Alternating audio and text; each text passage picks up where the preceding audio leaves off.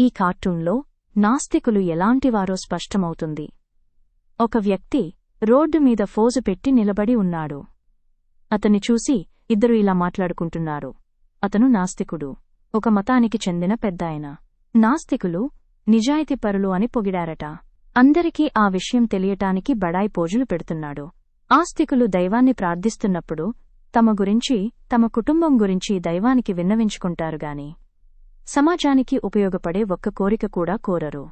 అంటే చాలామంది తన కుటుంబం క్షేమం వరకు మాత్రమే ఆలోచిస్తారు, మంచిగా చూసుకోమని దైవాన్ని ప్రార్థిస్తారు. కాని నాస్తికుడు అలా కాదు. ఎప్పుడూ సామాజికపరమైన అంశాలను పరిశీలించి ప్రశ్నిస్తాడు. సమాజంలోని రుగ్మతలను నిర్మూలించడానికి తనవంతు ప్రయత్నం చేస్తాడు. ఇందులో కొన్ని దైవానికి, మత పద్ధతులకు వ్యతిరేకంగా ఉంటాయి. ఈ ప్రయత్నంలో కొందరు అతన్ని తిట్టినా, భయపెట్టినా తన మంచి ప్రయత్నాన్ని మాత్రం వదులుకోడు. ఇక్కడే ఆస్తిక-నాస్తికవాదుల మధ్య మాటల ఘర్షణ జరుగుతుంది. ఆస్తికులు తమ తప్పులను ఎట్టి పరిస్థితుల్లో ఒప్పుకోరు.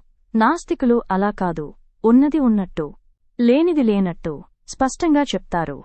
నాస్తికులు చెప్పే చేదు నిజాలను ఆస్తికులు నిజాయితీగా ఒప్పుకుంటే మతం, దేవుళ్ల పేరు చెప్పి పుట్టుకొస్తున్న మూఢనమ్మకాలు విడిపోయి అంతరించిపోతాయి.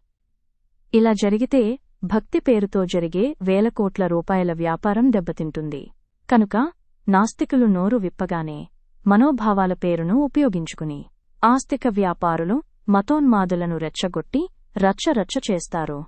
ఇంతకీ నాస్తికులను పొగిడిన ఆ ప్రముఖ మత పెద్దాయన ఎవరయ్యుంటారు? కొంతమంది భగవంతుణ్ణి నమ్మరు, భగవంతుడు లేడు అంటారు. భగవంతుడు లేడు అన్న వాళ్ళని, నాస్తికుల్ని నేను చాలా చాలా గౌరవిస్తా. ఎందుకు అంటారేమో, మీరు ఆశ్చర్యపోతారేమో నేను ఈ మాట అన్నప్పుడు. వాళ్ళు ఒక సిద్ధాంతాన్ని నమ్మారు, నేను భగవంతుడు ఉన్నాడు అని చెప్తున్నాను. వాళ్ళు భగవంతుడు లేడు అని నమ్మారు. వాళ్ళు భగవంతుడు లేడు అని నమ్మి, భగవంతుడు లేడని నమ్మి జీవనం చేస్తున్నారు.